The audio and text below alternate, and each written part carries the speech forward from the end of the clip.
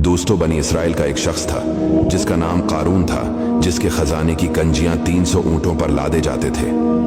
अल्लाह ताला ने इसको बेशुमार दौलत से नवाजा था, मगर आखिर में कारून का मकान और खजाना जमीन में धंस गया।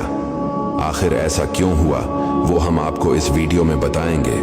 कुरान का वाक़िया है, वीडियो को आखिर तक जरूर देखना।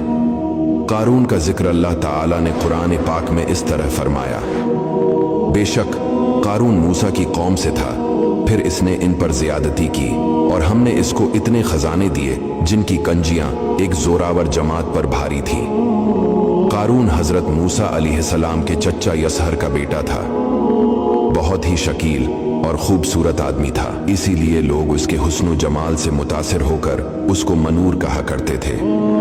इसके साथ साथ उसमें यह कमाल भी था कि वो बनी इसराइल में तौरात का बहुत बड़ा आलिम और वो बहुत ही मिलनसार और बाअखलाक इंसान था, और लोग उसका बहुत ही अदबू एहतराम करते थे।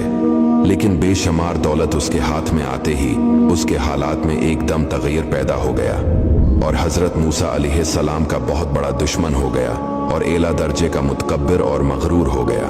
जब ज़कात का हुक्म नाजिल हुआ तो उसने हजरत मूसा अलैहिस्सलाम के रूबरू ये अहद किया कि वो अपने तमाम मालों में से 1000वां हिस्सा ज़कात निकालेगा। मगर जब उसने मालों का हिसाब लगाया तो एक बहुत बड़ी रकम ज़कात की निकली।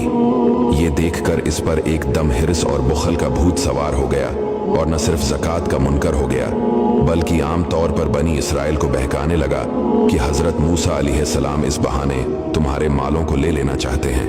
यहाँ तक कि हजरत मूसा अलैहिस्सलाम से लोगों को बरगश्ता करने के लिए उस खबीस ने यह गंदी और घिनौनी चाल चली कि एक औरत को बहुत ज्यादा मालो दौलत देकर आमादा कर लिया कि वो आप पर बदकारी का इल्जाम लगाए। चिनाची ऐन उस वक्त जबकि हजरत मूसा अलैहिस्सलाम वाज फरमा रहे थे, कारून ने आपको टोका कि फलानी औरत से आपने बदकारी की है। हजरत मूसा अलैहिस्सलाम ने फरमाया कि उस औरत को मेरे सामने लाओ।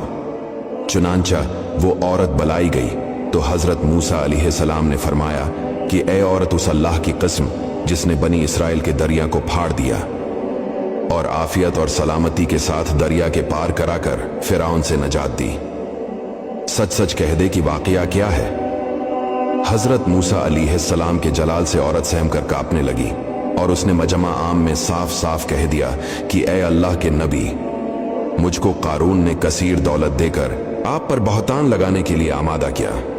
उस वक्त हजरत मूसा अलैहिस्सलाम आबदीदा होकर सजदा शुक्र में गिर पड़े और बहालत सजदा आपने ये दुआ मांगी कि या अल्लाह कारून पर अपना कहरो गजब नाजिल फरमा दे।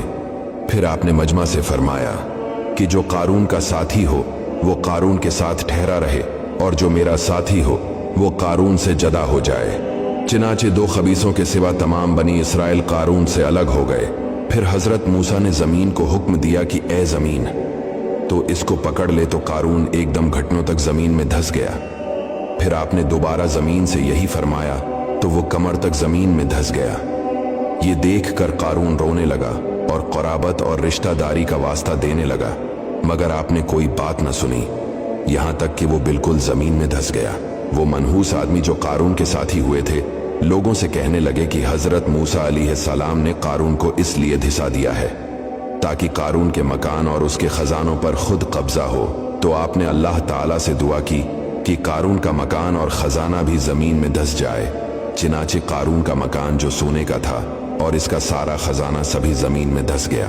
ये इबरतनाक वाक़िया हमें यह दर्स हदायत देता है कि अगर अल्लाह ताला मालो दौलत अता फरमाए तो इस फर्ज को लाजिम जाने कि अपने अमवाल की ज़कात अदा करता रहे और हरगिज अपने मालो दौलत पर गुरूर और घमंड न करे, क्योंकि अल्लाह ताला ही दौलत देता है और जब वो चाहता है पल भर में दौलत छीन भी लेता है। हर वक्त इसका ध्यान रखना चाहिए।